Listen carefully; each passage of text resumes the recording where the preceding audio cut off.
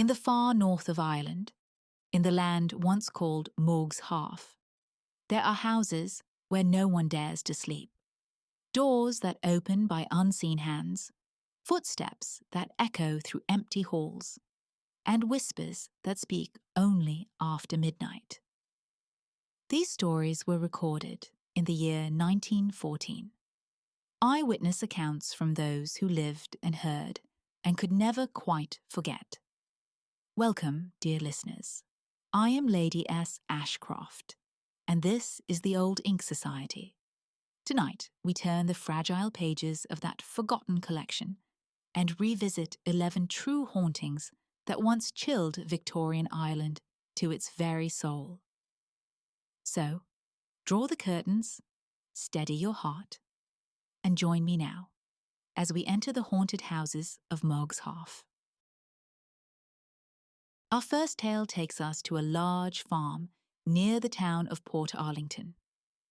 This farm was owned by a woman, we'll call her Mrs. Walsh, who was known throughout the area as someone you didn't argue with.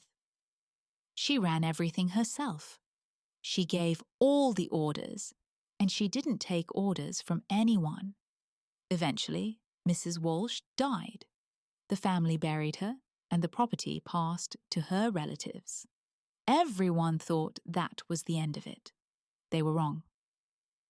The very night after the funeral, strange things started happening. People downstairs would hear footsteps running around in the rooms above them. Doors would slam shut by themselves. Heavy footsteps echoed through empty hallways. Downstairs in the kitchen, it got even worse. Cups and saucers would fly off the shelves and smash on the floor. All the pots and pans would shake and rattle, even though no one was touching them. Night after night, this went on. The family couldn't take it anymore, so they moved out. They brought in a farm worker and his family to live there instead. But after just a few weeks, the farm worker ran away too. The same thing happened to several other families. No one could stay in that house. Finally, a man named Mr. Barrett took over the place. He was tougher than the others. When the strange noises continued, he called in the local priest for help. The priest came and performed a blessing ceremony in Mrs. Walsh's old bedroom. Then he locked the door and left. After that, everything went quiet. The haunting seemed to be over. But then one night, Mr. Barrett came home from the town fair. He'd had a few drinks, and he was feeling brave. "I don't care if the devil himself is in there," he shouted. "I'm going into that room." His family begged him not to, but he wouldn't listen. He broke down the locked door and went inside. Whether he actually saw anything in there, no one knows. He never said. But that night, all hell broke loose. Chairs were thrown across rooms. Dishes were smashed to pieces. The most horrible, unearthly sounds filled the house. It was louder and more violent than ever before. The next morning, they called the priest back. He performed another blessing, locked up the room again, and this time, the disturbances stopped for good. It seems Mrs. Walsh, who had been so used to being in charge during her life, had finally agreed to rest in peace. The room where she died remains locked to this day. Some say it's better that way, but the farm at Portarlington was not the only house in that region troubled by the dead. Indeed, the very same town would yield another tale, one of a far more peculiar haunting. Our second tale remains in Portarlington, but this haunting is of a different nature entirely. Sometimes, you see, ghosts don't throw dishes or slam doors. Sometimes they simply snore. This account comes from a lady who was visiting a friend. We'll call her Mrs. Murphy in Portarlington. She was given a pleasant guest bedroom for her stay, and on her first night, she went to bed without any worries. At exactly 2 o'clock in the morning, she suddenly woke up. She wasn't sure why. There was no loud noise, no disturbance. But as she lay there in the darkness, she heard something that made her blood run cold. Snoring. But it wasn't coming from the hallway or from another room. It was coming from directly underneath her bed. Or perhaps from inside the bed itself. The sound continued for about 10 minutes. The poor woman was frozen with fear, unable to move, unable to scream.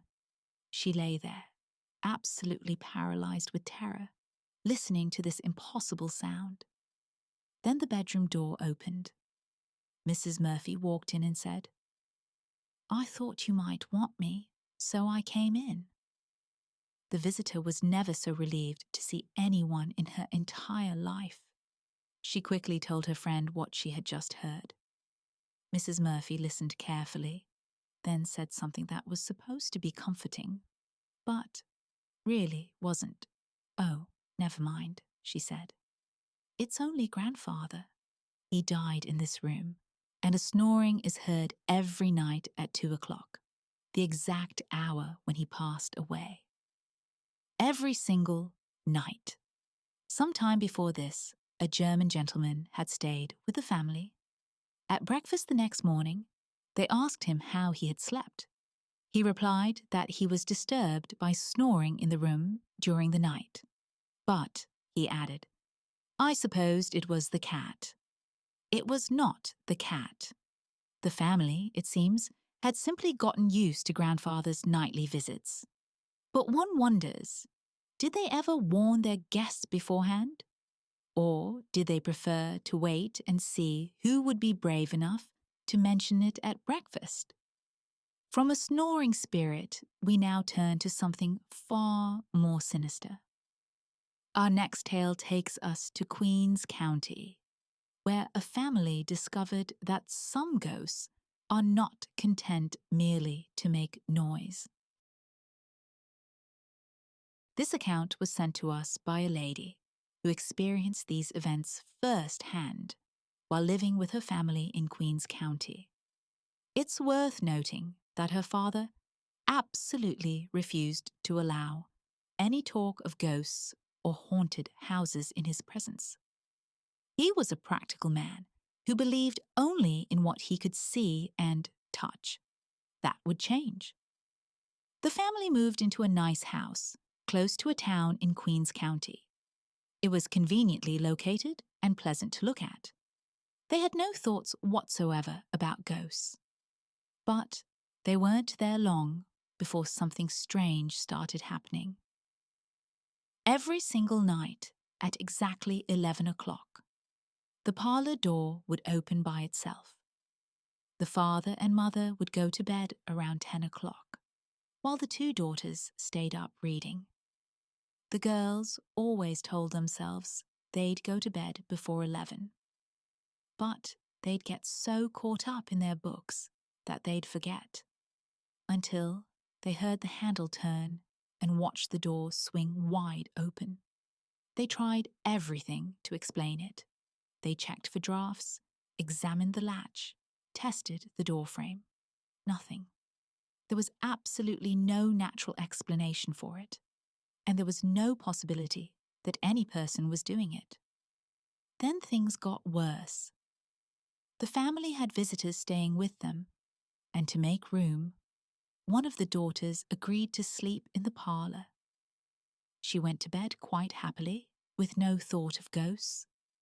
During the night, she woke up to the sound of someone opening the door, walking across the room, and disturbing the fire irons by the fireplace.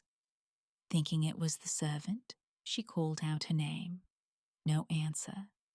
Then she heard footsteps walking away from the fireplace and leaving the room. There was a fire burning in the grate, so she could see fairly well. But though she clearly heard the footsteps, she could see absolutely no one. Some time later, the narrator of this account was coming downstairs when she glanced toward the hall door. Standing beside it was a man in a grey suit. She went to her father immediately and told him. He was surprised. "Who let him in?" he asked. The servant was out, and he himself had locked, bolted, and chained the front door an hour earlier. No one had let him in. And when her father went to the hall, the man had vanished. The door was still locked, bolted, and chained, exactly as he had left it. Shortly after, a lady who knew the area well came to visit. During their conversation, she said casually, "This is the house poor Mr. Brennan used to live in." "Who is Mr. Brennan?" they asked. "Did you never hear of him?" the lady replied, surprised. "He was a minister who used to live in this house completely alone." And then she told them the terrible truth. The minister had been murdered in that very parlour. His landlord used to visit him from time to time. One night, a neighbour saw the landlord entering the house at about 11 o'clock. The same neighbour saw him leaving again around 5 o'clock in the morning.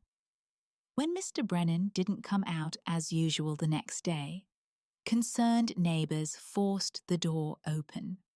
They found him lying dead on the parlour floor by the fireplace. His head had been battered in with the poker. The family left the house soon after learning this one wonders. Was the grey-suited man the murdered minister himself? Or was it the landlord, returned again and again to the scene of his terrible crime? Was the sound of someone disturbing the fire irons the echo of that final, violent struggle? We'll never know. But the door kept opening at 11 o'clock, the very hour the murderer arrived. From a murdered minister, we now travel to County Kilkenny, where a young woman staying in an old military barracks discovered that some buildings never forget their violent past. In County Kilkenny stood an old military barracks, a building that had seen better days. It was very old-fashioned, surrounded by high walls, and it was said to have been built during the time of Cromwell as a stronghold for his men. In the 1880s, this ancient place was home to only a handful of people.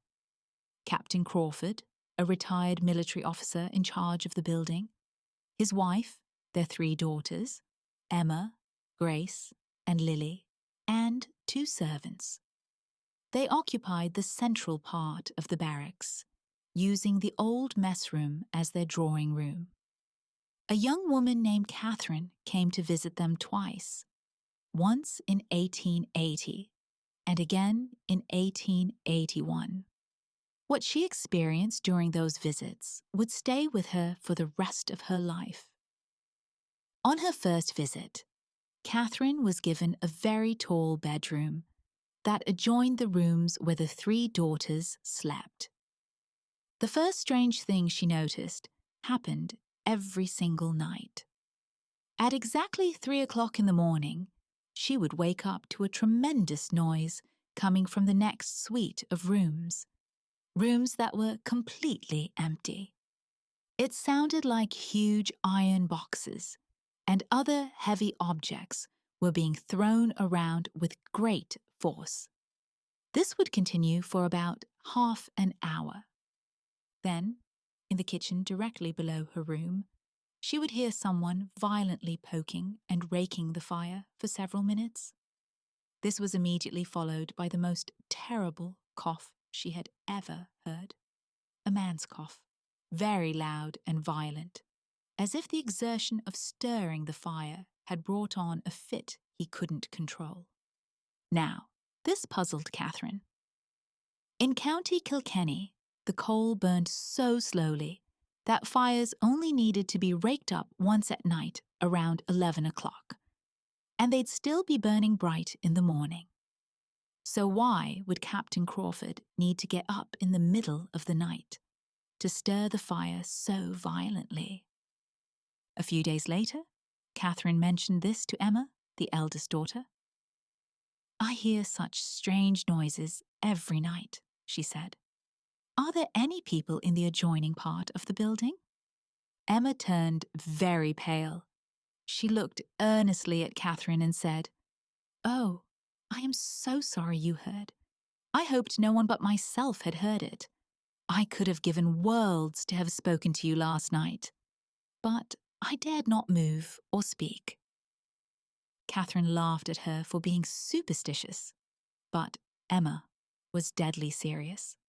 The place was haunted, she said, and she told Catherine about many other weird things that had been seen and heard in that old barracks. The following year, 1881, Catherine visited again. This time there were two other guests, a colonel and his wife. They were given Catherine's former room, while she was moved to a huge bedroom at the top of the house, with a long corridor leading to it. One morning, about 4 o'clock, she was awakened by a very noisy, martial footstep climbing the stairs. Then the heavy boots marched quickly up and down the corridor outside her room. Suddenly, the most violent coughing began, the same terrible cough she had heard the year before. The quick, heavy footsteps continued their march, while the coughing fit went on and on. Finally, the footsteps faded away in the distance. At breakfast, Catherine asked both Captain Crawford and the Colonel if either of them had been walking about during the night. Both denied it. Both also said they had no cough. The Crawford family looked very uncomfortable. Afterwards, Emma came to Catherine with tears in her eyes. "Oh, Catherine, please don't say anything more about that dreadful coughing. We all hear it often, especially when something terrible is about to happen." Some nights later, the Crawford family gave a dance. After the guests departed, Catherine went to her bedroom. The moon was shining so beautifully that she was able to read her Bible by its light. She left the Bible open on the high window-sill and went to bed. She wasn't asleep long when she suddenly woke with the strange feeling that someone else was in the room. She opened her eyes and turned around. There, on the windowsill in the moonlight, was a long, very thin, very dark figure. It was bending over her Bible, apparently studying the page intently.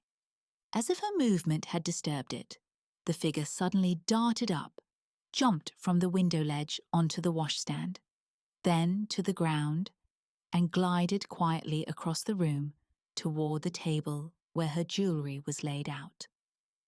That was the last she saw of it. Catherine thought it must be someone trying to steal her jewellery, so she waited until morning. But nothing was missing. Not a single thing had been taken. In the morning, she described what she had seen to Grace, one of the other daughters. Grace told her solemnly, "Something always happens when that appears." Though Catherine noted that, in fact, nothing did happen this time. Later, she learned the truth. A colonel had cut his throat in that very room. Was the marching ghost a soldier from Cromwell's army, forever pacing his post? Was the violent cough the last earthly sound of some long-dead officer? And what was the dark figure that read the Bible by moonlight? A troubled spirit seeking redemption. The old barracks kept its secrets, but those who stayed there never forgot what they heard in the darkness. From an ancient barracks, we now travel to the coast, to Charles Fort near Kinsale, a fortress with a tragic tale and a ghost known far and wide as the White Lady. Charles Fort near Kinsale was erected in 1667 by the Duke of Ormond. For centuries, this military fortress has been known as one of the most haunted places in Ireland, and at the heart of its haunting is a ghost known simply as the White Lady. But who was she? To understand that, we must go back to the fort's earliest days, shortly after it was built. A Colonel Warrender was appointed as the fort's governor. He was known as a severe disciplinarian, a harsh man who showed no mercy to those who broke the rules. He had a daughter with the unusual name of Wilful. Perhaps her parents knew what they were doing when they named her that. Wilful became engaged to a man named Sir Trevor Ashurst, and they were soon married. On the evening of their wedding day, the bride and groom were walking on the battlements, enjoying the sea air and their happiness together. Wilful spotted some flowers growing on the rocks far below. She expressed a wish to have them. A sentry posted nearby overheard her and volunteered to climb down and get them for her. But only if Sir Trevor would take his place while he was gone. Sir Trevor agreed. He took the soldier's coat and musket and stood guard while the sentry went to find a rope. The soldier obtained a rope and began his descent to the rocks below. But the task took much longer than expected, and Sir Trevor, standing in the soldier's heavy coat in the warm evening air, fell asleep. Meanwhile, Colonel Warrender, Wilful's father, was making his rounds, as he did every evening. He visited each sentry post to ensure his men were alert and doing their duty. When he came to where Sir Trevor stood, he called out the challenge. No answer. The figure in the soldier's coat remained silent and still. The colonel drew his pistol and shot the sleeping sentry through the heart. The body was brought inside. And only then did Colonel Warrender realize what he had done. He had just killed his own son-in-law on his wedding day. Wilful had gone indoors before the tragedy occurred. When she learned what had happened to her husband, married only hours before, she went mad with grief. She rushed from the house and flung herself over the battlements to the rocks below. When Colonel Warrender learned that his daughter too was dead, he fell into despair. That very night, he took his own life. 3 deaths, 1 terrible mistake. And from that day forward, Charles Fort has been haunted by the White Lady, the ghost of poor Wilful, the bride who died on her wedding day. But does she really walk those ancient battlements? Let us hear from those who have seen her. Many years ago, Fort Major Black, a veteran of the Peninsular War, had his own encounter. One summer evening, he went to the hall door and saw a lady entering and going up the stairs. At first, he assumed she was an officer's wife. But as he looked more carefully, he noticed something odd.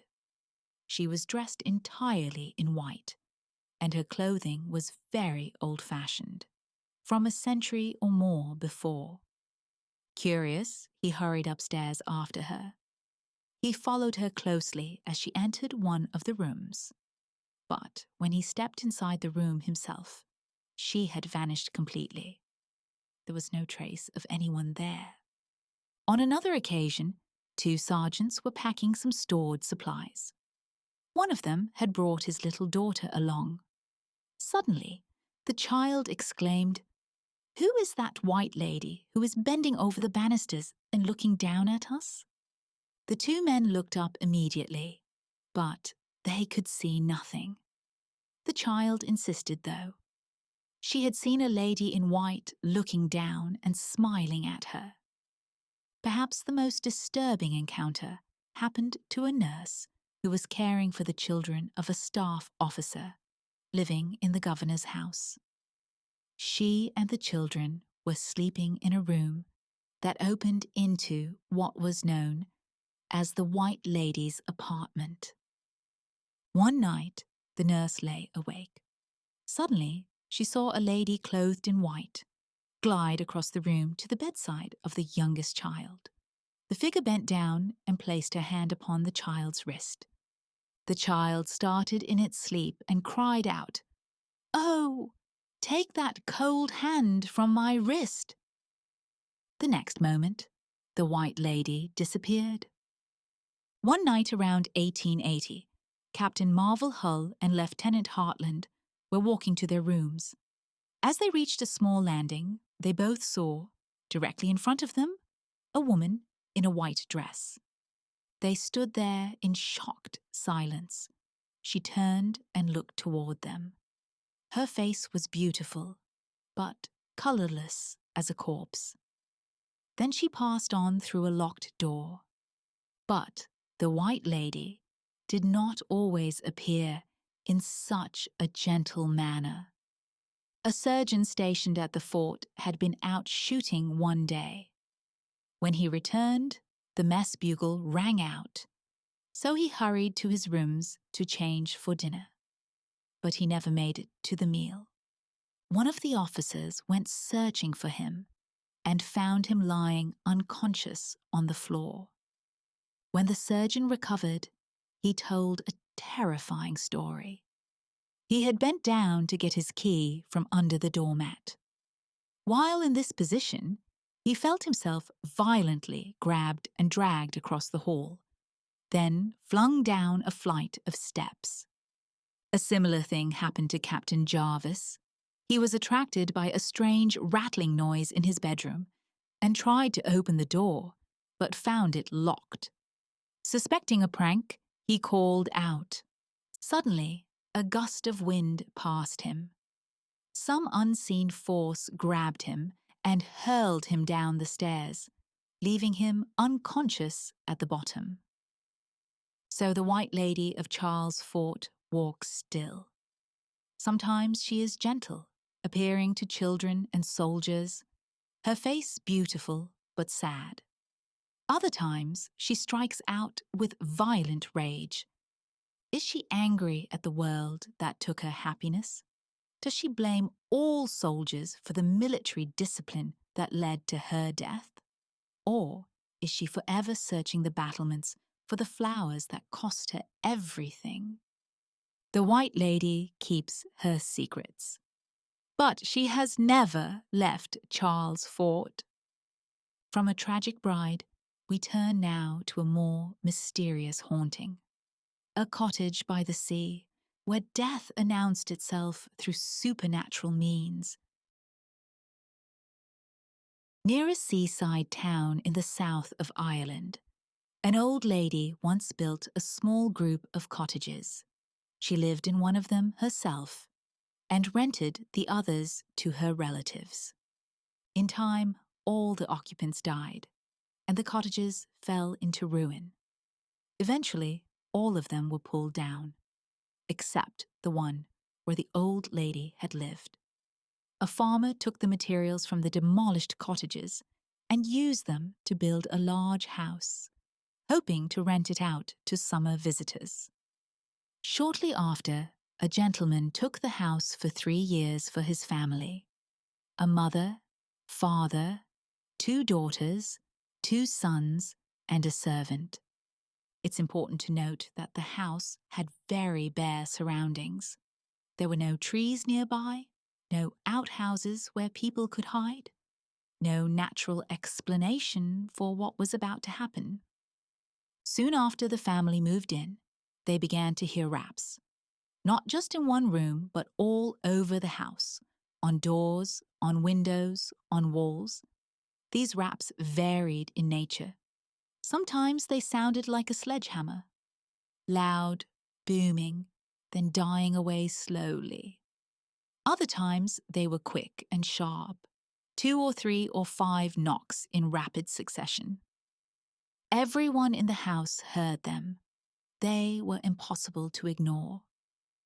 One morning around 4 o'clock, the mother woke to very loud knocking on her bedroom door. Thinking it was the servant wanting to go to early mass, she called out, "Come in!" But the knocking continued. It got so loud that it woke the father. He got up and searched the entire house, but could find no one. The servant's door was slightly open, and he could see she was sound asleep in her bed. That very morning, a telegram arrived. The mother's beloved uncle had died at almost exactly the same hour as the knocking. Some time before this, the mother had been in the kitchen when a loud explosion went off right beside her. It startled her terribly, but no cause could be found. There were no traces of anything that could have made such a sound. Later, they learned that this explosion coincided exactly with the death of an aunt, the wife of the uncle who would die later. One evening, the mother went to her bedroom. The blind was drawn and the shutters were closed. Suddenly, there came a tremendous crash, as if a large branch had been thrown at the window. She heard the distinct sound of breaking glass. She opened the shutters, fully expecting to find the window smashed to pieces. But there wasn't even a crack in the glass, not a single mark. The next day at 1 o'clock, she entered the room again. The same crash happened, heard by everyone in the house. She tried again another day at 10 in the morning. The same thing occurred. After that, she refused to enter that room ever again. Another night, after 11 o'clock, the servant was washing up in the kitchen. The father and mother both clearly heard heavy footsteps going upstairs, across the lobby, and into the servant's room. The father searched the house immediately. No one was there. The servant was still in the kitchen, and no one else was upstairs. But after that, footsteps were heard regularly at that same hour. Though no one could ever be seen, the sound of someone walking about was unmistakable. The two elder daughters shared a bedroom. They began to see flames shooting up all over the floor, bright, visible flames. Yet there was no heat, no smell of burning, nothing actually on fire. This happened 2 or 3 nights at a time, mostly in that one room. The first time the girls saw it, one of them jumped out of bed and ran to her father in alarm. Convinced the room below must be on fire, it wasn't. Nothing was burning, but the flames kept appearing. Then came the most terrifying experience of all. The two boys were moved to the haunted room, though which room was the haunted room, when the whole house was disturbed, is hard to say. They slept together in one large bed, with its head near the fireplace.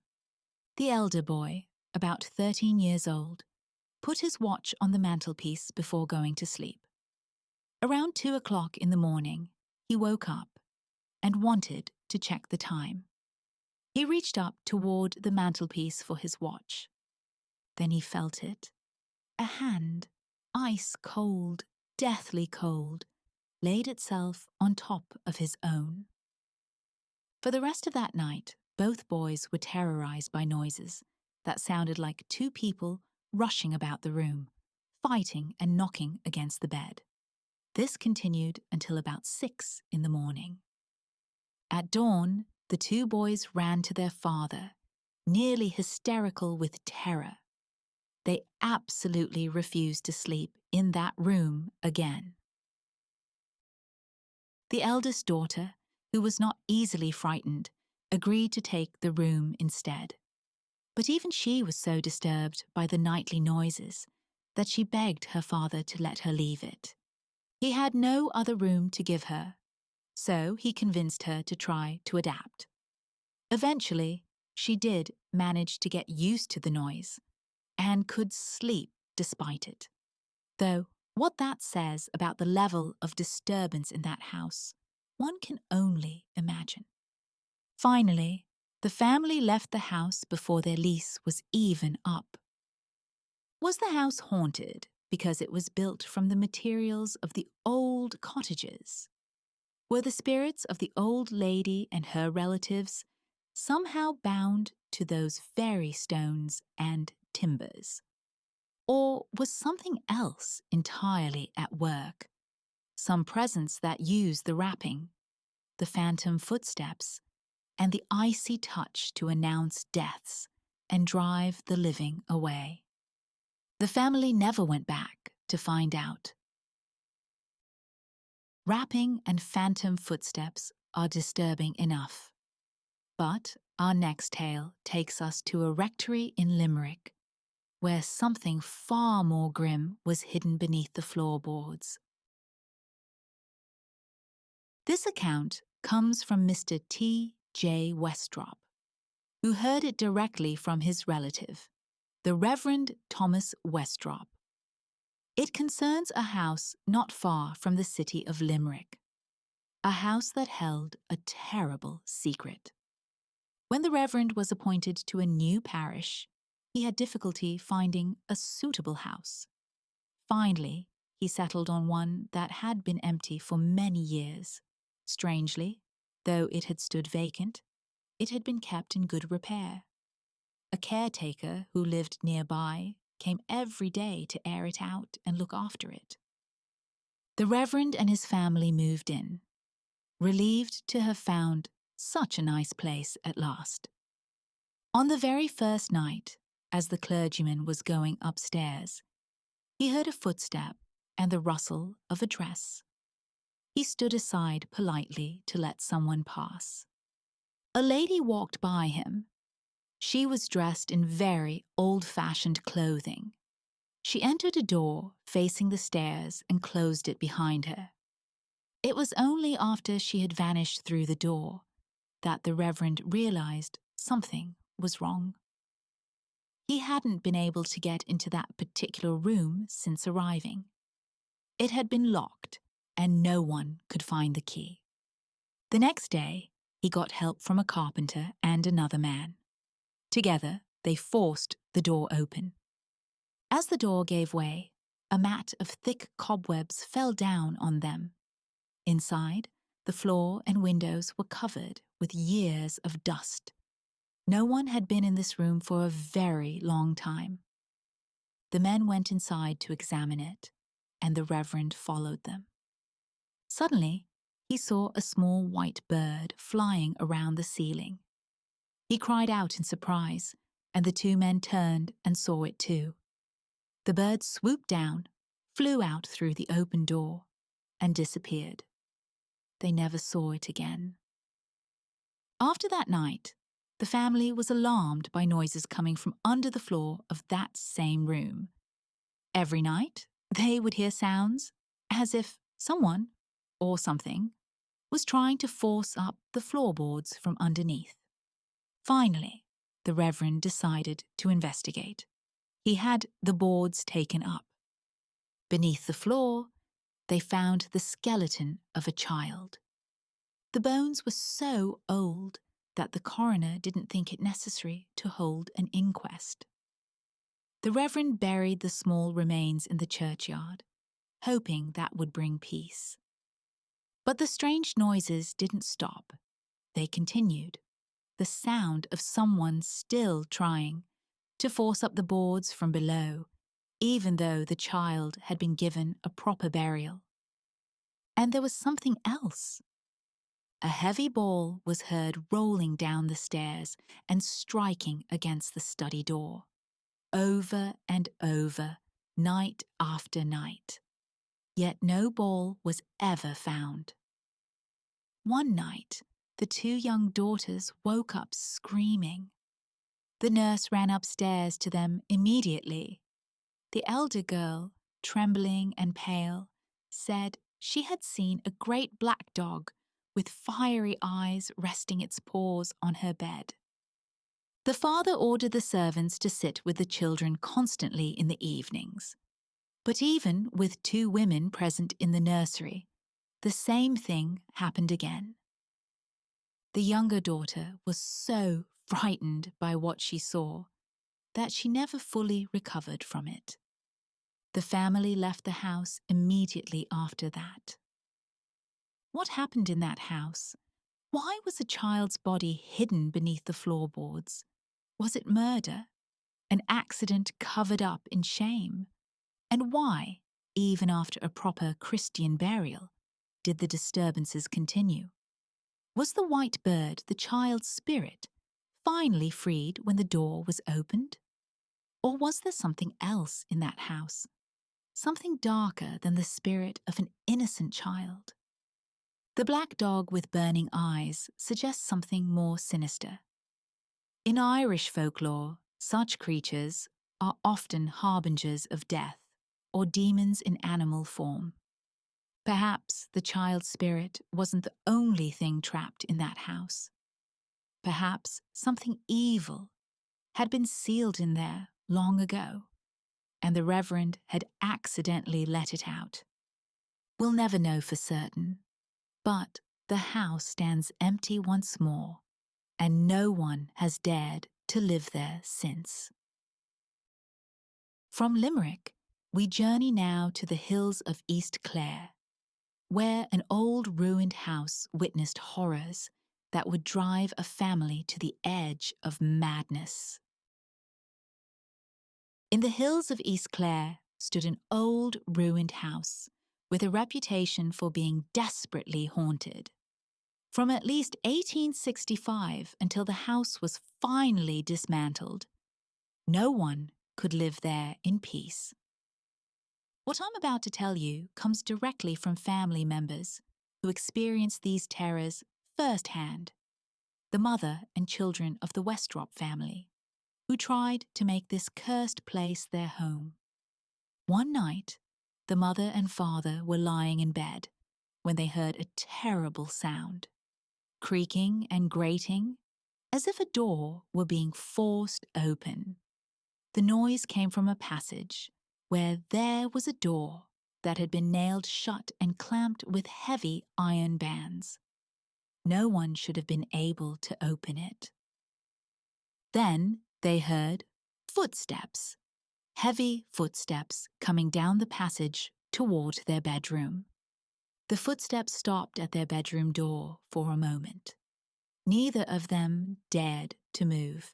They barely dared to breathe. Then, whatever it was, came through the room, right through it, and moved to the foot of their bed. The footsteps stopped. They could feel it standing there, watching them in the darkness. They couldn't see anything, but they knew with absolute certainty that something was there. Something was staring at them. Time seemed to stop. How long did it stand there? Minutes? Hours? It felt like an eternity. Finally, the thing moved away. They heard it going back up the passage. The door crashed open again, and then silence. The father lit a candle with shaking hands and examined the room. The door was still locked from the inside. He went along the passage, but there wasn't a sound anywhere. And the nailed door, still sealed shut with its iron bands.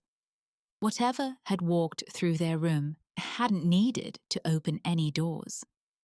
But that was far from the only disturbance in that cursed house. Strange noises were heard constantly. Footsteps, sobbing, whispering, grim laughter that echoed through empty rooms, and shrieks that would wake the family in the dead of night. One particular night provided an experience the family would never forget. The eldest daughter and a girl cousin had come to visit and stayed the night. They crowded into a huge, old-fashioned bed with the 2 younger sisters, 4 girls in total.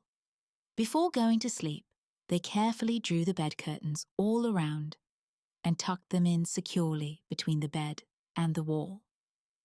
The eldest sister woke up feeling a cold wind blowing on her face. She put out her hand and discovered the curtains had been drawn back. Not just drawn back, they had been pulled out and wedged tightly between the bed and the wall. She reached for the matchbox to light the candle. Suddenly, a horrible, mocking laugh rang out, right next to the bed. It was so loud and so close that it woke all the other girls. The eldest sister, who was always a brave woman, even though she was badly frightened, struck a match and searched the room thoroughly. Nothing. No one there. The room was empty and the door was closed. But the family had learned something over their time in this house. The closed room, a particular room that no one would enter, was said to have been abandoned after a murder. Its floor was supposed to be stained with blood that no human power could wash out. One of the daughters asked an old local woman about the house. The woman's face went pale. She would only say that terrible things had happened there long ago and that the room should never, ever be opened. They say that even after the house was finally torn down, people walking past the ruins at night would still hear the sobbing. Some claim to see lights in the windows of walls that no longer had any roof. What murder took place in that closed room? Whose blood stained the floor? And why did the spirits refuse to leave, even when the house itself was destroyed? The sobbing in the darkness, the mocking laughter, the thing that stood at the foot of the bed and watched. Some houses are built on tragedy, but this one seemed to be built from it. If you think that was disturbing, steel yourself for what comes next. We now turn to the Dalton family mansion in County Clare, where black magic, screaming meat, and a ghoulish desecration created what may be the most cursed house in all of Ireland. Near the estuary of the Shannon in County Clare once stood a grand house, the residence of the Dalton family. It has since been pulled down, but the tales told about it are so extraordinary, so bizarre, that they blur the line between documented fact and dark legend. Let me begin with the facts as they were witnessed and recorded. A lady whose father was a first cousin to old Mr. Dalton wrote this account. Her father and Richard Dalton were particularly sober, trustworthy men, not given to flights of fancy or drink-fueled imagination. The disturbances in the Dalton house had become unbearable. Mrs. Dalton's workbox would be thrown across the room by invisible hands. The tablecloth would be whisked off the table while the family sat at dinner. The fender and fire irons would be hurled about the room with tremendous force. Richard Dalton asked his cousin to come and sit up with him one night to see what might happen. Both men wanted to understand what was tormenting the family. They went up to one of the bedrooms where a large fire had been built. They searched every corner of the room carefully. Under the bed, in the wardrobe, behind the curtains, nothing unusual, nothing hidden. They placed 2 candles and a brace of pistols on a small table between them, and they waited. For some time, nothing happened. The fire crackled, the candles flickered, the house was silent. Then, suddenly, a large black dog walked out from under the bed. Both men fired their pistols at it. The dog disappeared, just vanished. That is the factual account. The family had to leave the house shortly after. They could endure no more. But now we come to the legends, the stories that were told about this house. Tales so disturbing that one hardly knows whether to believe them or dismiss them as the fevered imaginings of frightened minds. It was said that black magic had been practiced in the Dalton house at some point in its history, and because of this unholy practice, terrible and weird occurrences became quite normal there. When the family tried to cook dinner, the hens would scream in the pot as they were being boiled. The mutton would bleat while it was cooking, as if the sheep were still alive. Black dogs were seen frequently throughout the house and grounds, not just once, as the two men had witnessed, but regularly. The beds would lift up off the floor while people were sleeping in them, and the occupants would be beaten black and blue by invisible hands, waking up covered in bruises, having felt the blows, but never seeing who struck them. But the most ghoulish tale of all concerned a death in the family, a story so grotesque that one can barely speak it aloud. It was said that a monk, yes, a monk, had been in love with one of the daughters of the house. She was, by all accounts, an exceedingly fat girl. She died unmarried and was buried in the family vault. Some time later, the vault was opened again for another interment. Those who entered made a horrifying discovery. Miss Dalton's coffin had been disturbed. The lid had been loosened and pushed aside. And when they looked inside, all the fat around her heart had been scooped away. What kind of dark ritual requires the fat from around a dead woman's heart?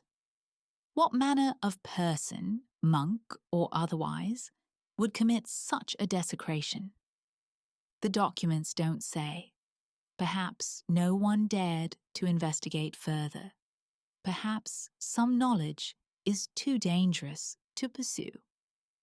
The house was eventually torn down, whether to end the hauntings or simply because no one would live there anymore, we cannot say.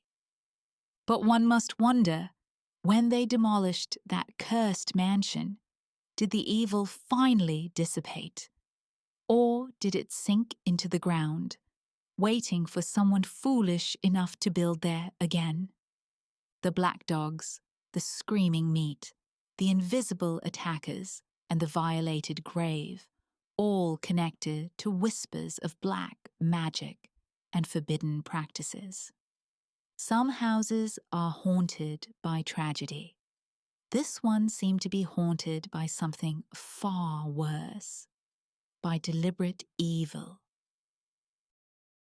From County Clare, we travel now to the Diocese of Cashel, where a rector documented his own encounters with phantom coaches and spectral visitors that appeared in broad daylight. This remarkable account comes directly from the rector of a parish in the Diocese of Cashel. Unlike many of our previous tales, this clergyman was initially quite skeptical about supernatural matters. Indeed, when his servants first complained of strange noises, he suspected they were being influenced by superstitious neighbours. He even spoke to the parish priest, who gave a sermon declaring that the only spirits he believed could harm anyone were, and here he named a well-known brand of Irish whiskey, a practical man of the cloth indeed. But the rector's skepticism would not last long. The rector and his wife began to hear something extraordinary. If they happened to be sitting in the dining room after dinner, usually between 8 in the evening and midnight, they would sometimes hear what sounded like a heavy coach rumbling up to the hall door. The sound was unmistakable. The thunder of horses' hooves, the rattle and creak of a carriage, the grinding of wheels on gravel. It would approach the house and seem to stop right at the front entrance. The first few times they would go to the door expecting visitors, but no one was ever there. This happened hundreds of times over the years. Sometimes they would hear it several times in the same night. Then it might not return for several months. They heard it best on calm nights. And remember, they were nearly a quarter of a mile from the main road, so it couldn't possibly be traffic passing by. The sound was quite close, as if right at their doorstep. A few years after this began, an Englishman was staying with them. As they sat in the dining room one evening after dinner, he suddenly said, "A carriage has just driven up to the door." The rector and his wife exchanged a knowing glance. "It's only the phantom coach," they told him. "The sound, you see, but never the sight." That was the pattern. They heard it hundreds upon hundreds of times, but never saw anything. Until one day, everything changed. It was the middle of summer on a scorching hot day. The rector was outside cutting hay opposite the hall door, near the tennis court. It was between 12 and 1 o'clock. He remembered the time distinctly, because his workmen had just gone to lunch. He was working hard. Scything is no easy task, when he happened to look up toward the entrance gate. Coming up the avenue was what appeared to be a rather high dogcart, with 2 people seated in it, clear as day, solid and real in the blazing sunshine. The rector looked down at himself. He was in his shirt sleeves, coat and waistcoat off, not at all dressed to receive visitors. Quickly, he ducked behind a newly made haycock to hide until they passed. He watched as the vehicle came up the avenue. But when it reached a bend where a clump of trees blocked the view, it simply didn't reappear. He waited. Any moment now, it would come around the bend. But it never did. Puzzled, he thought perhaps the occupants had taken a wrong turn down a cartway that led to the back garden gate. Hastily putting on his coat, he went down to the bend in the avenue. Nothing. No carriage, no horses, no people. The cartway was empty. There was nowhere it could have gone. Returning to the house, he met his housekeeper, a woman who had been with him for nearly 20 years. He told her what he had seen. Her face went pale. "Sir," she said quietly, "about a month ago, while you were away from home, I saw exactly the same thing. A trap coming up the avenue until it reached that clump of trees.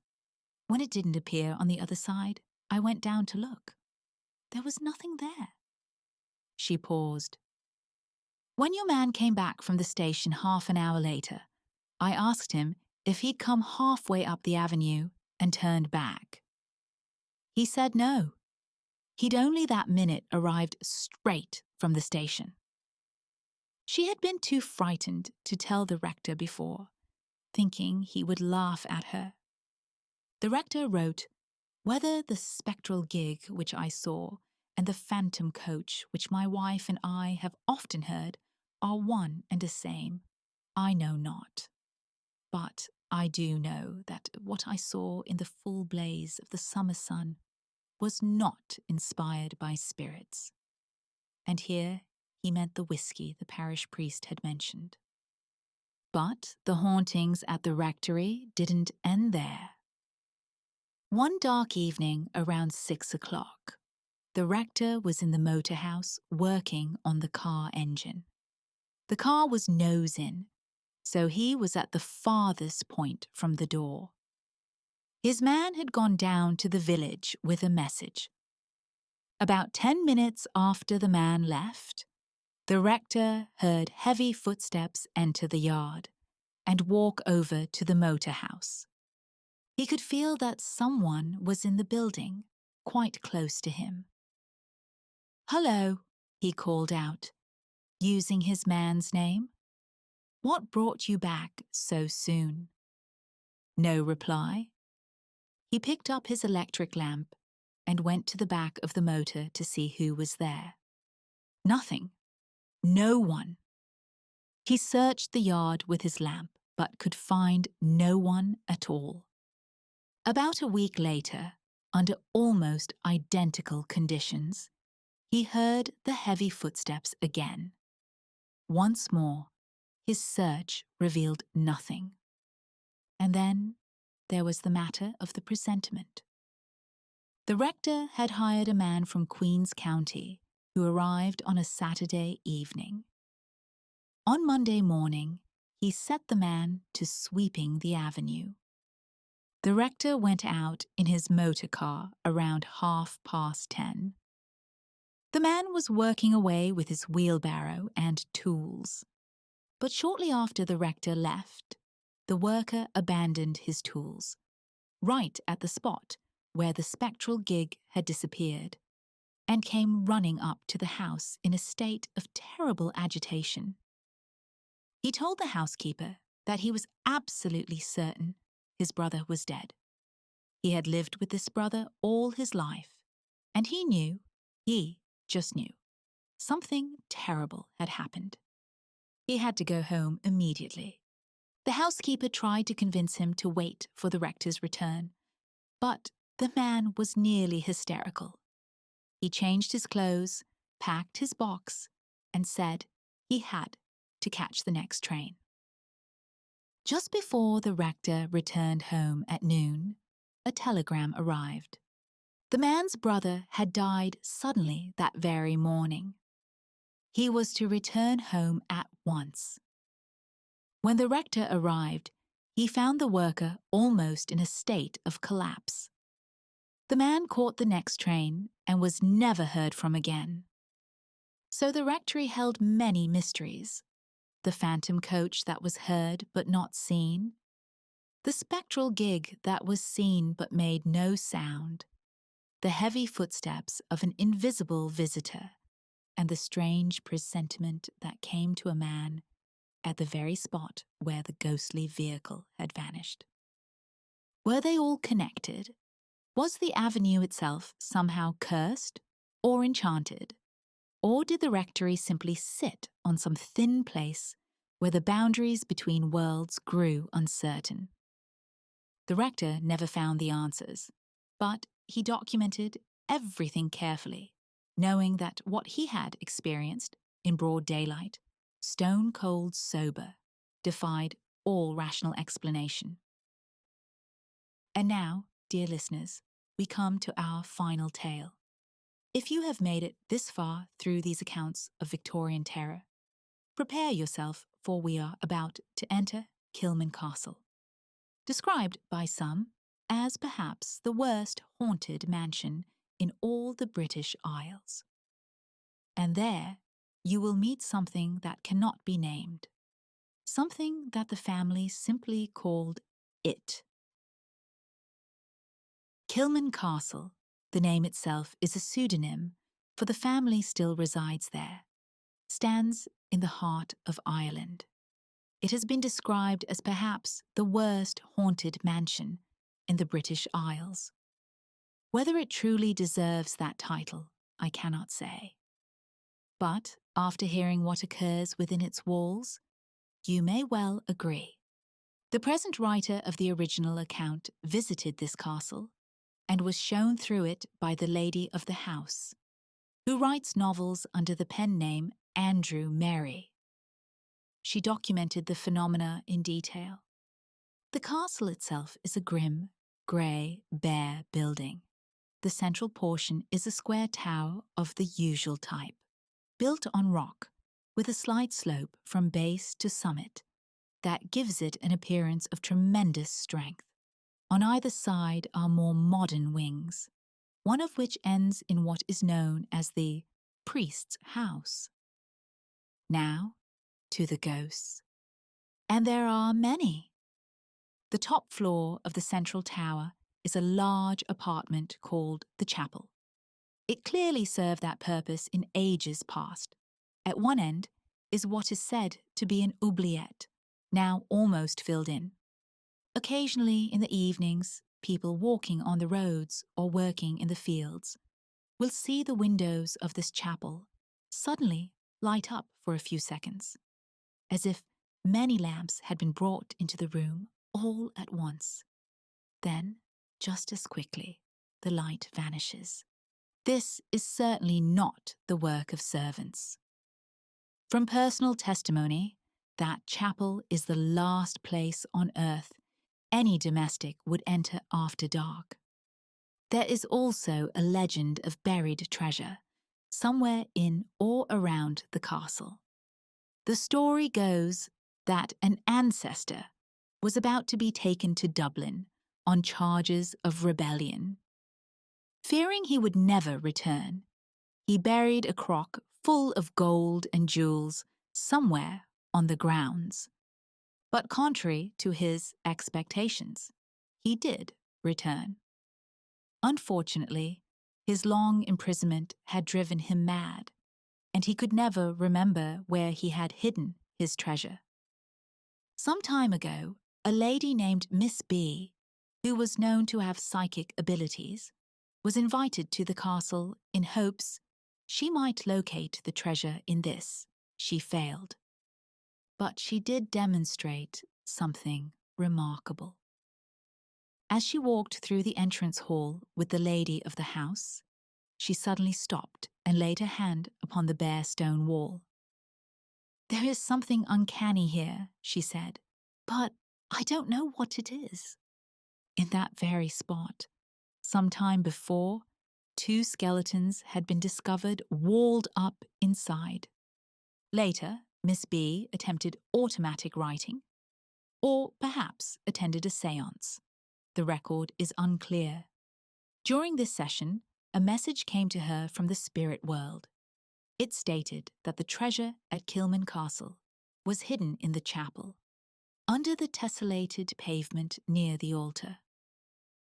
But this spirit was either lying or playing a cruel joke. There is no trace of where an altar once stood, and if there is a tessellated pavement, it's buried under so much debris from the collapsed roof that finding it would be nearly impossible. Perhaps some spirits enjoy tormenting the living. But let us move on to the other inhabitants of Kilman Castle. A monk with tonsure and cowl walks regularly through the priest's house. He enters at one window and exits through another, as if the walls mean nothing to him. There is also a little old man dressed in antique clothing, a green cutaway coat, knee breeches, and buckled shoes. Sometimes he's accompanied by an old lady in similarly old-fashioned dress. They walk the halls as if they still own the place. Another ghost has a particular habit that is deeply unsettling. Nothing is seen, but guests sleeping in certain rooms will feel a great weight pressing down on the bed beside them. The mattress sinks deeply, as if a very heavy person has lain down next to them. But when they look, nothing is there. One gentleman who stayed at the castle wrote to the lady of the house describing his experience. He was awakened one night by an extraordinary feeling of intense cold at his heart, not on his skin, but inside, as if his heart itself were freezing. Then he saw it. Standing in front of him was a tall female figure, clothed from head to foot in red. Her right hand was raised menacingly in the air. But the most disturbing aspect was that the light illuminating this figure came from within. She glowed with her own unholy radiance. He lit a match and sprang out of bed. The room was empty. He checked everywhere. Nothing. He went back to bed, but several times throughout that night, the same icy cold gripped his heart. Though the figure didn't reappear, he could feel that presence, feel it watching him, feel it near. But of all the ghosts that haunt Kilman Castle, the monk, the old couple, the woman in red, the invisible weight on the bed, none is more horrifying than the thing that has no name. The family calls it simply it. The lady of the house herself experienced an encounter with it, and she described it to the investigator who visited the castle. High around one side of the entrance hall runs a gallery that connects to some of the bedrooms. One evening, she was standing in this gallery, leaning on the balustrade and looking down into the hall below.